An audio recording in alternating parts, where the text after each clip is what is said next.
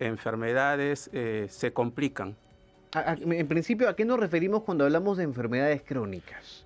Nos referimos a aquellas enfermedades donde la cual no tenemos una causa principal, sino que hablamos de factores de riesgos.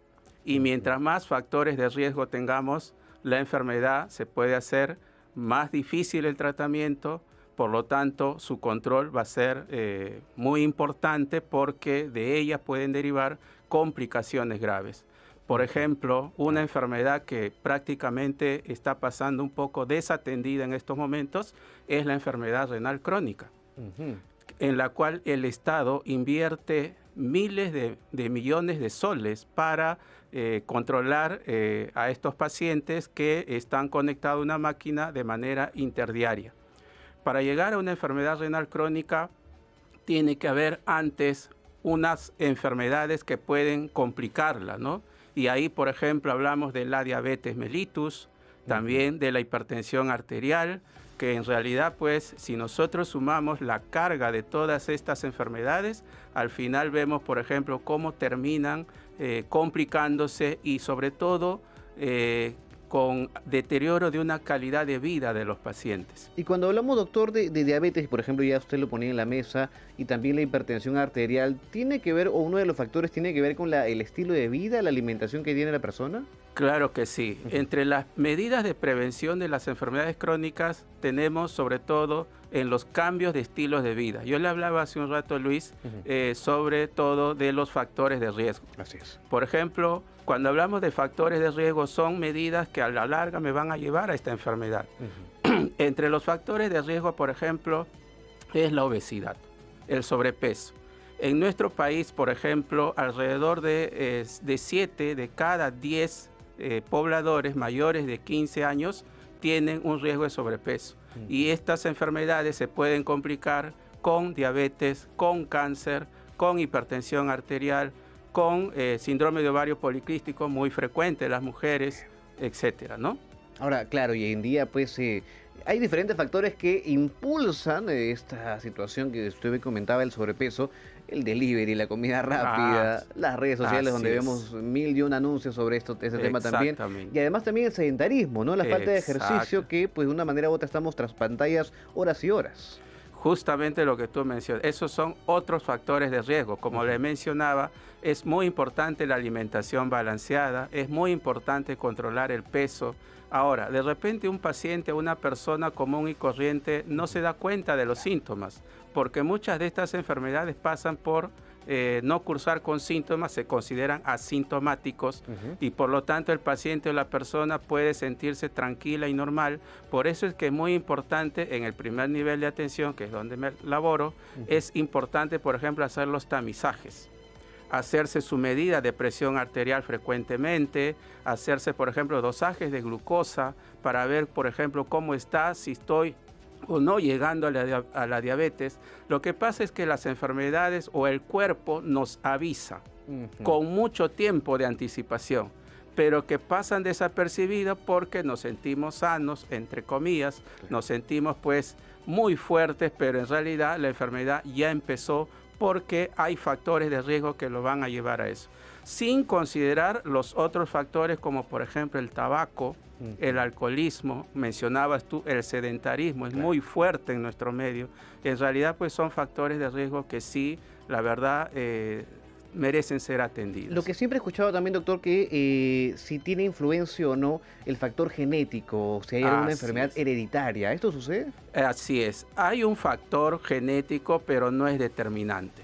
Hoy en día hablamos pues de la epigenética, donde por ejemplo todo le echamos la culpa a la genética, que en sí tiene su parte, pero lo que más determina son el medio donde nosotros nos desarrollamos, la mala alimentación, el sedentarismo que mencionabas, los malos hábitos de vida que a veces nosotros mismos desarrollamos. Entonces es importante pues impartir aquí políticas de salud pública que la verdad pues a veces, por ejemplo, no nos llevan a un adecuado control.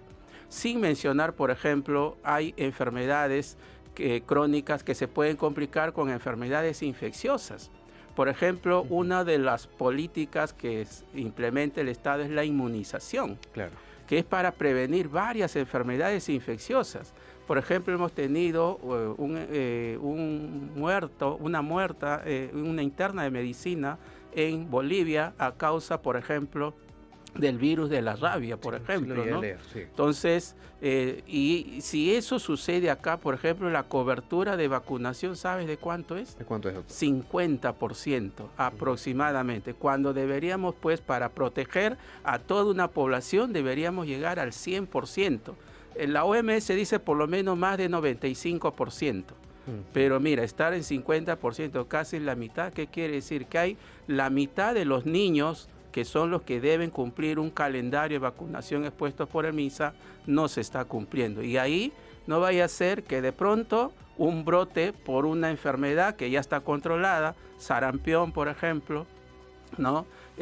Tipo, por ejemplo, poliomielitis, ¿no? De repente por ahí puede aparecer, y todo esto porque, pues, aparentemente ahorita la cobertura de vacunación ha disminuido enormemente. Ahora, y doctor, cuando usted me mencionaba, claro, el primer nivel de atención, que es donde usted pues se radica o tiene mayor experiencia, en los últimos años hay una mayor cantidad de profesionales, o en todo caso estudiantes, que optan precisamente por la medicina, por el estudio de la salud, o esto ha venido decreciendo. ¿Cuál es su perspectiva? Porque hay que tener en cuenta que en los últimos años también han aparecido nuevas carreras, nuevas orientaciones en cuanto al aspecto laboral. Justamente la universidad donde vengo, por ejemplo, está promoviendo justamente esta política de la salud pública, y es fortalecer, pues, el primer nivel de atención. Claro. Ahorita, pues, si tú preguntas a cualquier representante del Ministerio de Salud, te va a decir fortalecer las políticas de salud pública, y está bien, me parece muy bien, porque justamente es la puerta de entrada de todos los pacientes. Entonces, justamente la universidad, pues, orienta eso, ¿no? A que debemos ser más partícipes en el primer nivel de atención. Pero obviamente todo esto implica una capacitación, una forma de ver a los pacientes y a las personas, porque el objetivo acá es prevenir estas enfermedades. Y si ya tiene la enfermedad, prevenir complicaciones, que es lo que ya muchas veces deteriora la calidad de vida, y el paciente, pues, muchas veces ya no puede trabajar, claro, está postrado en cama, y tiene muchos efectos económicos, tanto a nivel familiar y también por el Estado. Ahora, lo que también he escuchado, doctor, es que, claro, se decía, pues no, antes se comía mejor, hoy en día los jóvenes realmente comen pura chatarra, comen muy mal, comen a destiempo, empieza a aparecer la gastritis y demás factores. Entonces, de una manera u otra, esto hace de que hoy en día estas enfermedades vengan apareciendo ya en personas mucho más jóvenes. Así es. Antes, por ejemplo, te comento, cuando yo me formaba como estudiante de medicina, las enfermedades aparecían alrededor de los 50 años. Bueno, tiene 50 años, 60 años, tiene derecho a sufrir alguna enfermedad. Pero hoy en día ya no. Cada vez ha ido disminuyendo, 40 años, 30 años. Por ejemplo, ¿sabes cuánto tiene mi paciente diabético tipo 2? De menor edad, 14 años. Entonces, y eso es, pues, preocupante. Ese paciente que ya ha sido diagnosticado de diabetes va a tener probablemente en adelante, si es que no se controla, muchas complicaciones. Afecta y con ello deteriora la calidad de vida totalmente. Claro que sí. Así es. Doctor, y finalmente tiene las cámaras, tiene la radio para que pueda llegar su mensaje a todas partes del país y el mundo, lógicamente. ¿Qué le podría recomendar a las personas, sobre todo cuando, como usted bien mencionaba, no dejan de lado algún dolorcito y dicen, no pasa nada, me tomo una pastilla, me tomo un medicamento y ya, no pasan los años y recién se ven los achaques, como se dice de forma coloquial? ¿Qué le podría recomendar, doctor? Sobre todo, en el primer nivel donde me desarrollo, es promover estilos de vida saludable, la actividad física, ¿no? Por ejemplo, la OMS recomienda 30 minutos diarios o 150 minutos semanal, ¿no? Entonces, si yo promuevo esto, obviamente evitar los malos hábitos o estilos de vida, y sobre todo, si es que aún así, como todos se sienten bien, sanos, hay que hacerse su chequeo por lo menos una vez al año.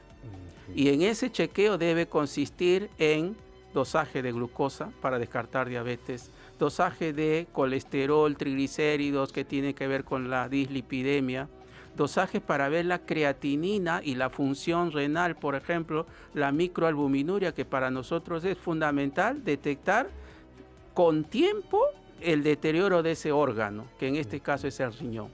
Entonces, por ahí va el tema, ¿no? Prevenir estas enfermedades a través de un control y chequeo, por lo menos anual, si es que no hay factores de riesgo. Perfecto. Doctor Pedro Quispe, especialista en salud pública y atención primaria de la Universidad de Ciencias y Humanidades. Muchas gracias por este contacto. Lo decíamos, off the record, pues es un tema bastante amplio que seguramente en una próxima oportunidad también